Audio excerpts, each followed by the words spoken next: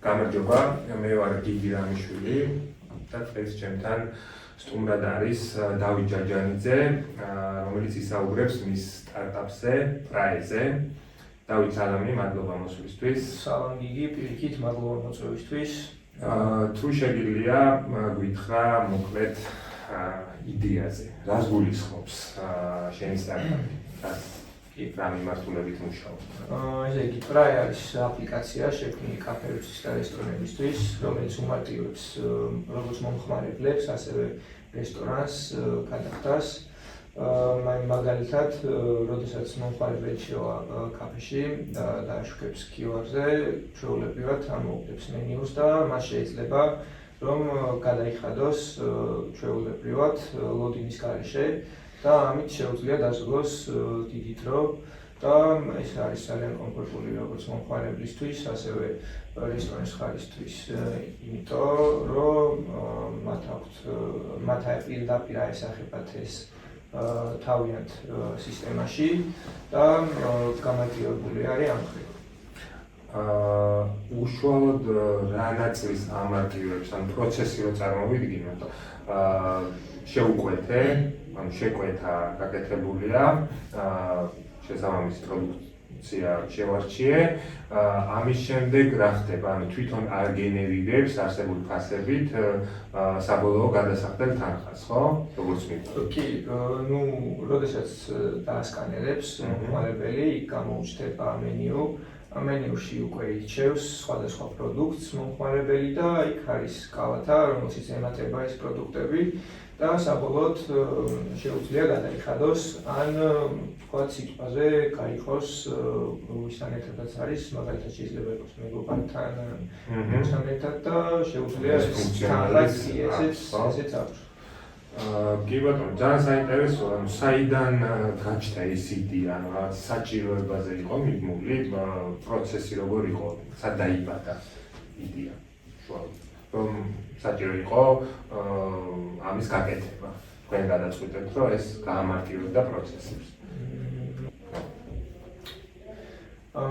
ჩვეულებრივ დღეს მეგობრები ვიყავით შეკრებილები კაფეში და ასევე ფრაესთან დამფუძნებელი და გადახდის დროს ძალიან დიდი ხანი გაიწელა, ასე ვთქვათ, ლოდინის პერიოდი ძალიან გაიწელა, იმიტანაც ვერ მოახერხეთ, ასე ვთქვათ, კომუნიკაცია და ამის შემდეგ უკვე ეს იდეა წამოვიდა, რომ დაგვემატებინა ამ QR-ზე გადახდა, რომელიც არ არის, ასე ვთქვათ, რესტორნებში და კაფეებში, სიახლე არის და ჩვენი აზრით ძალიან კომფორტული და გამარტივებული არის ეს ყველასთვის. ორივე მხარისთვის, ხო? მომხმარებელი, მეორე მხარეს რესტორანი და კაფე, ხო? დავით, ეს იდეა, როდესაც დაიბადა, პროცესი როგორ წავიდა? თუ შეგიძლია რომ ითხრა, რა გააკეთეთ ამის შემდეგ? დაიბადა იდეა, გადაწყვეტეთ, რომ საჭიროება არსებობს, თუ გაუზიარეთ ეს, ასე ვთქვათ, იდეა სხვებსაც და ვალიდაცია თუ გქონდათ, ასე ვთქვათ, რომ გინამდვილად ეს, ასე ვთქვათ, გაამარტივებს ორივე მხარის მუშაობას და ზოგადად ორივე მხარის ყოველდღიურობას, ანუ გამარტივების კუთხით წაიყვანდა საქმეს. ანუ თუ იყო ეს, თუ უბრალოდ იდეა იყო და შემდეგ დაიწყეთ პირდაპირ პროცესი, აი ეს რომ მოგვიყვეთ თავიდან განვითარება როგორ პოვა ამ იდეა. თავიდან იყო მხოლოდ იდეა, რომელსაც ფიქრობდით და ასე ვთქვათ, მიმდინარეობდა დამუშავება, თუ როგორ წავმართავდით, როგორ შეიძლებოდა ყოფილიყო კომფორტული როგორც მომხმარებლისთვის, ასევე რესტორნისთვის და ამის შემდეგ უკვე დავიწყეთ რესურსების მოძიებაც, დავუკავშირდით დეველოპერსაც, თუ იყო ეს შესაძლებელი, ტექნიკურად თუ იყო შესაძლებელი, და ამის შემდეგ უკვე დავიწყეთ მუშაობა დეველოპერთან ერთად და ახლაც მიმდინარეობს მუშაობა, განვითარება პროდუქტის და ნელ-ნელა ვფიქრობთ, რომ დავამატებთ სხვადასხვა ფუნქციები, უბრალოდ ეს ჯერ კიდევ პროცესში არის. დავით, ახსენე რომ იდეა გაჩნდა მეგობრების წრეში, ესე ვთქვათ, და თუ გაუზიარეთ ეს ამბავი სხვებსაც, თუ მოუხებთ ამის შესახებ, ამ იდეის შესახებ. რა თქმა უნდა, თავიდან მეგობრების წრეში დაიწყო ეს იდეაც და ამის შემდეგ უკვე ჩვენ ვიყავით სხვადასხვა რესტორნებთან და კაფეებთან და გავუზიარეთ ეს იდეა, გავაცანით თუ როგორ ფუნქციონირებს და ამის შემდეგ უკვე მათგანაც იყო რა თქმა უნდა ინტერესი, რადგან ეს მათაც უმარტივებს ამ პროცესს, ასე ვთქვათ. აი უფრო კონკრეტულად რა დაინახეთ, აი როცა გასაუბრება ჰქონდათ მათთან და ეს მოუხევით თქვენი იდეა, რა დაინახეთ, რატო დაინტერესდნენ, ანუ რა იყო მათი მთავარი ინტერესის სფერო, რომ წამოყვნენ ამ იდეაზე. ნუ მაგალითად ჩვენ ვითხრეს ასეთი შემთხვევა, როდესაც ძალიან დათვირთული ყოფილა კაფე ან რესტორანი. აი ფეხბურთის დროს მაგალითად ერთ დროს რომ მიდის ყველა, ხო? ძალიან გადათვირთული როდესაც არის ხოლმე. ამ პერიოდში უკვე რთულია გადახდა, რადგან მიტანი ვერ ახერხებს ყველასთან ერთდროულად მისვლას თავის დროზე და აქედან გამომდინარე ეს ინტერესი იყო, რომ ყველა მომხმარებელი ამას გამოიყენებდა და ლოდინი აღარ მოუწევდა და თვითონ მომხმარებელიც კმაყოფილი დარჩება, რა თქმა უნდა. გასაგებია, ჩანს მეორე მხრიდან ინტერესიც, ხო? ანუ ეს არა მარტო უადვილებს მომხმარებელს და დროს უზოგავს და პროცესს უმარტივებს, არამედ როგორც ხვდები, მეორე მხრიდანაც ინტერესია დადასტურებული, ხო? დავით, აი ამ პროცესში ეხლა რაზე ვსაუბრობ, რა იყო მთავარი გამოწვევა, ან გამოწვევები და როგორ გადაიჭრა ეს და რა იყო აქ გუნდის როლი ახსენეთ თანადამფუძნებელი, ხო? ერთად მუშაობთ ამ საკითხზე, როგორ გადაჭერთ არსებული გამოწვევები, თუ ასეთი არსებობდა ამ გზაზე, რაც გაიგეთ. ნუ ასე დიდი დაბრკოლება არ მქონია, თუმცა ყოფილა პატარ-პატარა პრობლემები, რომელიც გადავჭერით ჯგუფურად და ამის შემდეგ უკვე გზადაგზავს სწავლობდით და ყველა პატარა პრობლემას ვაგვარებდით, ასე ვთქვათ, გუნდურად. ყველაფერზე არ ქონდათ პასუხი, თუმცა სურვილი და მოტივაცია იყო და ჯგუფურად, ასე ვთქვათ, ერთმანეთს ვეხმარებოდით, მაგალითად ავსებდით, ესე ვთქვათ, ერთმანეთს, მაგალითად მე რომ არ ვიცოდი რაღაც, ჩემთან დამფუძნებელი ეხმარებოდა და პირიქით ასე ეხმარებოდით ერთმანეთს. დავით, აი თუ ყოფილა ესეთი მომენტი, თუ გახსენდება, როცა ურთავემ ჩათვალეთ, რომ იდეამ გაამართლა და ეს იმუშავებს. თუ შეგვიძლია რომ გაიხსენო ეს მომენტი, აი როდის მიხვდით, რომ აი ეს კაი იდეაა და აუცილებლად იმუშავებს.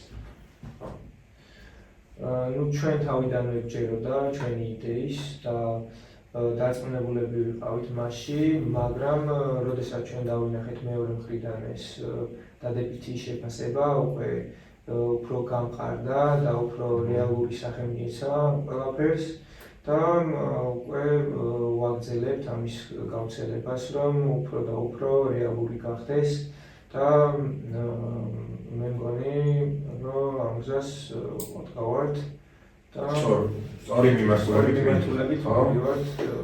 ჯერჯერ ვთხოვ კაფეებზე და რესტორნებზე ვართ ორიენტირებულები და სურს რომ მაქსიმალურად გავმართოთ და ამის შემდეგ უკვე სამომავლოდ ვფიქრობთ, რომ ეს პროდუქტი შევიტანთ სასტუმროებშიც, სადაც მომხმარებლებს შეიძლებათ თავისივე ოთახიდან შეუყვეთონ ნებისმიერი რამ და გადაიხადონ იქვე და რა თქმა უნდა ეს გამარტივებული არის და ყველასთვის მისაღები არის მე მგონი.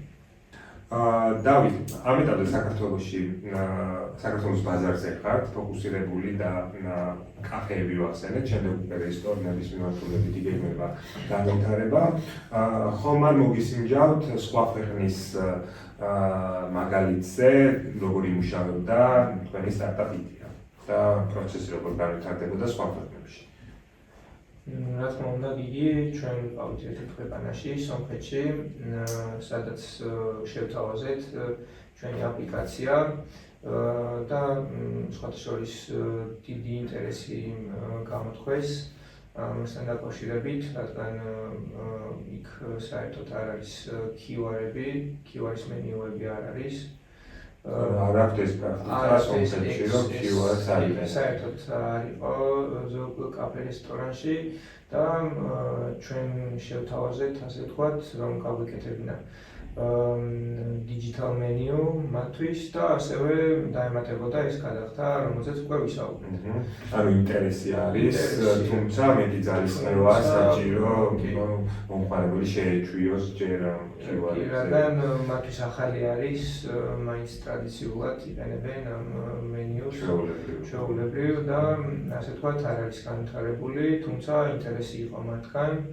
და ვფიქრობ, რომ სხვა ქვეყნებშიც მოსინჯავთ, ასე ვთქვათ, ხო? და შევთავაზებთ ასევე მათაც. მადლობა. ცხადია, რომ ეხლა ჩვენ ასე ვსაუბრობთ ამ პროცესზე სტარტაპის იდეიდან უკვე განხორციელების ეტაპზე ვართ და საკმაოდ წარმატებით მიმდინარეობს. დაფინანსების საჭიროება თუ გქონიათ, ან თუ მოიაზრებთ სამომავლოდ, რომ გაჩნდება. მიმართულებით შეგვიძლია რომ გითხრა. გიგი, ჯერჯერობით არ დამჭიროებია დაფინანსება, ჩვენი რესურსებით მკლავდებით და მართავთ, ასე ვთქვათ, თუმცა სამომავლოდ არ არის გამორიცხული, რომ ჩვენს ეს საჭიროება დადგეს, ხო? ეს საჭიროება დადგეს, რა თქმა უნდა და ვფიქრობ, რომ დიდი ინტერესი იქნება, რადგან კერძო ინვესტორებიც დაინტერესებულები იქნებიან ამ საკითხში და ვფიქრობ, რომ მათთვისაც საინტერესო იქნება პროექტში, ასე ვთქვათ, დაფინანსება, რომ განახორციელოს, ხო? დავით, ახსენეთ თანადამფუძნებელი, თუ შეგვიძლია მითხრა, რამდენი ხართ გუნდში? ჩვენ ჯგუფში ვართ 3, მე, თანადამფუძნებელი და ასევე დეველოპერი. და მინდა ვახსენო ჩვენი ბრიტანული უნივერსიტეტი, რომელიც ძალიან დაგვეხმარა ამ თუ იმ საკითხში და დაგვაკავშირა სხვადასხვა პროფესიონალებს, რომლებიც ამ სფეროში ერკვევიან და იციან ეს სფერო, ასე ვთქვათ. რომ დაგეხმარათ, ესე ვთქვათ, კონტაქტების უნივერსიტეტის როლი იყო განსაკუთრებული კონტაქტებისთან დაკავშირებაში, ხო და ნეტვორკინგში. რა თქმა უნდა, ნეტვორკინგში ძალიან დაგვეხმარა. და ხელი შეგვიწყო, ასე ვთქვათ. როგორ ფიქრობთ, რომ ინოვაციის როლი რა არის სტარტაპის წარმატებაში? საერთოდ ინოვაცია დიდ როლს თამაშობს სტარტაპში, რადგან თუ ამ სფეროში ხარ ჩართული, მუდმივად უნდა განვითარდე, სულ ინოვაციას უნდა ეძებდე და ცდილობდე, რომ შეცვალო არსებული პროდუქტი. აქედან გამომდინარე ჩვენც ამ გზით მივდივართ, მუდმივ განვითარებაზე ვართ ორიენტირებულები, რომ საბოლოოდ დავდოთ ის პროდუქტი, რომელიც გსურს. დავით, ძალიან დიდი მადლობა, საინტერესო იყო შენთან ამ თემებზე საუბარი, გისურვებ დიდ წარმატებას. ჩემთვისაც საინტერესო იყო, მადლობა მოწვევისთვის.